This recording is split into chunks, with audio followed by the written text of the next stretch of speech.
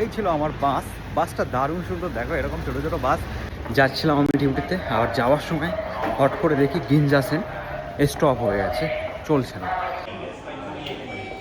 তো দেখো সব পুরো স্টপ, মানে পুরো লাল হয়ে গেছে, পুরো গেট বন্ধ।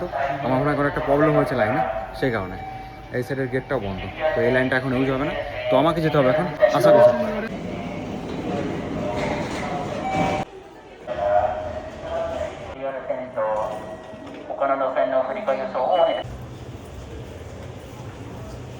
জাপানেও মাঝে মাঝে ট্রেন লেট হয়, ট্রেন বন্ধ হয়ে যায়, এরকম প্রবলেম হয়, কিন্তু সেটা অনেক কম।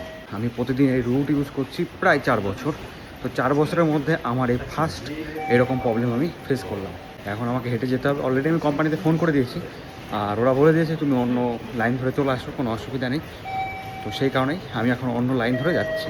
একটু লেট হয়ে যাবে 10 মিনিট মতন, তো অসুবিধা নেই। কিন্তু সবথেকে ইম্পর্টেন্ট বিষয় যেটা, সেটা হলো তোমার যদি লেট হয় তাহলে তুমি অবশ্যই কোম্পানিতে আগে ফোন করে জানাবে, নাহলে কিন্তু প্রবলেম হয়ে যাবে।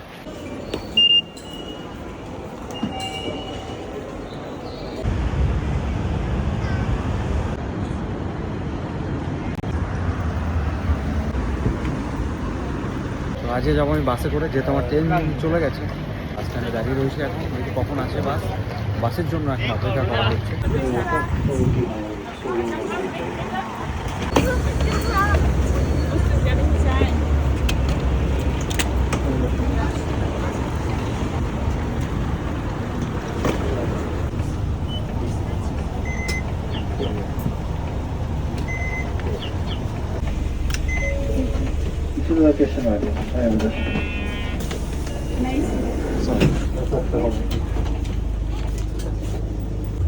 That's very nice, thank you. Okay.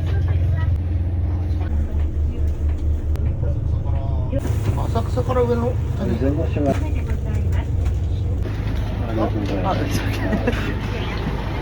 এই ছিল আমার বাসটা দারুণ সুন্দর। দেখো এরকম ছোটো ছোটো বাস জাপানে সমস্ত সিটিতে আছে। সেই সিটির বাসগুলো, এই বাসে আমার নিয়েছে মাত্র 100 ইয়েন। আর এরকম ছোটো ছোটো বাস প্রচুর রয়েছে।